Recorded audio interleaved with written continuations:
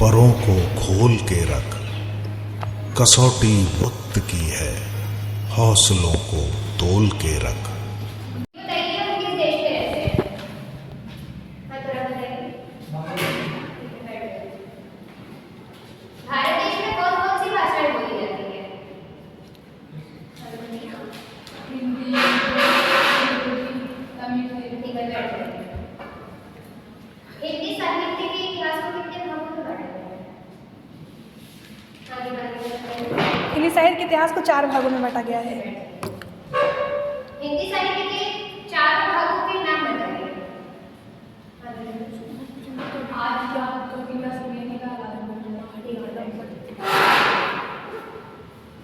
भक्ति काल को कितने भागों में बांटा गया है? आगे बताइए। 2 भागों में निर्गुण भक्ति शाखा। ठीक है, बैठिए।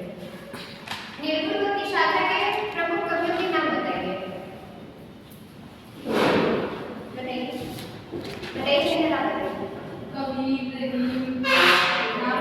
बच्चों, आज हम लोग भक्ति काल के निर्गुण काव्य धारा के कवि कबीरदास जी द्वारा रचित कबीर की साखियां दोहे का अध्ययन करेंगे।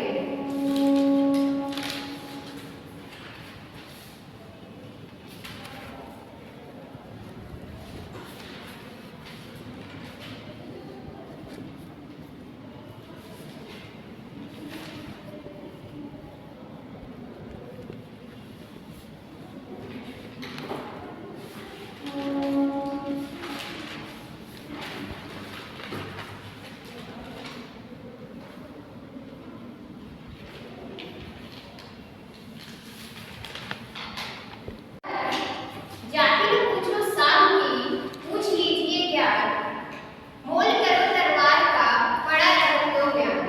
बच्चों, अब आप लोग इस दोहे का अनुकरण वाचन करेंगे। अब हम लोग प्रस्तुत दोहे में निहित कुछ कठिन शब्दों का उच्चारण संशोधन करेंगे।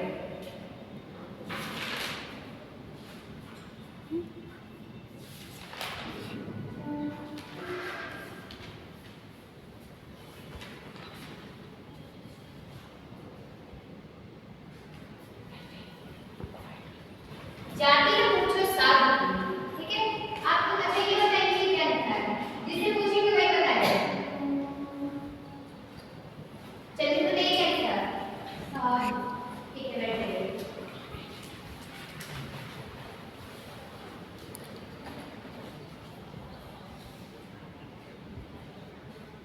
ये बताइए निधि, ये क्या लिखा है? ज्ञान। ठीक है, बैठिए। अच्छा भैया, आप लोग ये बताइए कि हमें किसी साधु या संत की जाति क्यों नहीं पूछनी चाहिए? हाँ बताइए। क्योंकि साधु का मोल उसके जाति से नहीं बल्कि उसके ज्ञान से होता है। ठीक है, बहुत अच्छा, बैठ। ठीक इसी प्रकार प्रस्तुत दोहे कबीर की साखियां में कबीरदास जी समाज को यह संदेश देना चाहते हैं कि जो भी जाति में पूछो साधु की, यहाँ पे निहित मतलब कबीरदास जी कहना चाहते हैं कि किसी भी व्यक्ति की हमें उसके ज्ञान की कदर करनी चाहिए, उसकी जाति की कदर नहीं करनी चाहिए, क्योंकि हर एक व्यक्ति अपने आप में सर्वश्रेष्ठ होता है। कोई किसी मामले में सर्वश्रेष्ठ होता है, कोई किसी मामले में सर्वश्रेष्ठ होता है। फिर कबीरदास जी अगली पंक्ति में कहते हैं, मोल करो दरबार का, पड़ा रहो तो म्यान। ठीक है, यहाँ पे कबीरदास जी कहते हैं कि जिस प्रकार किसी भी तलवार का असली मूल्य उसके धार में होता है, ना कि उसके खोल या म्यान में, उसी प्रकार किसी भी व्यक्ति का असली मूल्य उसके आचरण और व्यवहार से देखा जाता है, ना कि उसके बाहरी दिखावे से। जैसे कि हम लोग अपने आम जीवन में देखते हैं कि कोई अगर व्यक्ति निचली जाति का हो या निम्न जाति का हो, और अगर वो व्यक्ति किसी अच्छे पद पे पहुंच जाता है तो उसके ज्ञान की कदर की जाती है और उसको मतलब बहुत ज्यादा सम्मान दिया जाता है, और उसको अपने साथ समानता का अधिकार, एक साथ बैठते हैं लोग। और जैसा कोई व्यक्ति किसी अच्छे पद पे नहीं पहुंच पाता है तो उसको थोड़ा बहुत उसके लिए लोगों के अंदर संकोच रहता है। अब हम लोग प्रस्तुत दोहे में आए काठिन्य शब्द का काठिन्य निवारण करेंगे।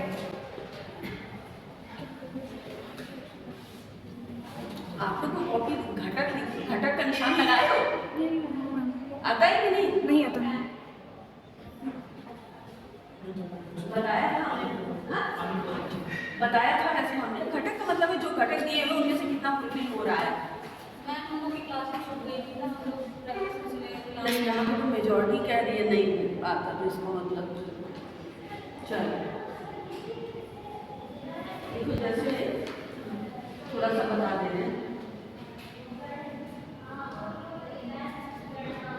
जैसे व्याख्या कौशल में ये घटक के सामने आपको लिखना है कौन सा इनमें से पूरा हो रहा है। प्रश्नों के सामने कौन सा पूरा हो रहा है, जो वाक्य एक हो रहा है तो एक लिखो, चार हो रहा है तो चार लिखो, कुछ है नहीं, बस ये सेंटेंस पढ़ के जो सेंटेंस जहाँ पर फिट हो रहा है उसमें उसका अंक डालना है। अच्छा, कर सकते हो तो कर लो, नहीं कोई बात नहीं, दे करके दो। हाँ चलो शुरू। शादी शब्द का अर्थ बताइए। हाँ बताइए भाई, क्या है?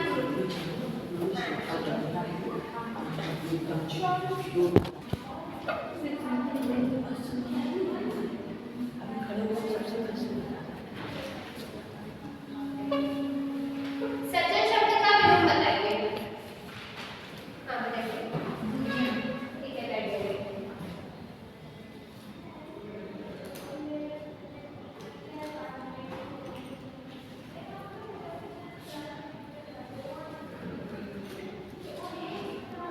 समापन करना तो बच्चा। तो बच्चों, आज हम लोगों ने प्रस्तुत दोहे कबीर की साधना में हम लोगों ने देखा कि कबीरदास जी कैसे समाज को संकेत देते हैं कि किसी भी व्यक्ति की जो प्रतिष्ठा है उसके जाति के आधार पर नहीं होती है, उसके ज्ञान के आधार पर होती है। हम लोग इस दोहे में ये भी देख पाए कि हाँ, कबीरदास जी कैसे एक अलग समुदाय से दूसरे समुदाय को एक साथ जोड़ने का प्रयास करते हैं। ठीक, अच्छा ये बताओ खुशी, आपका ये हो गया, दृष्टांत क्या है? मैम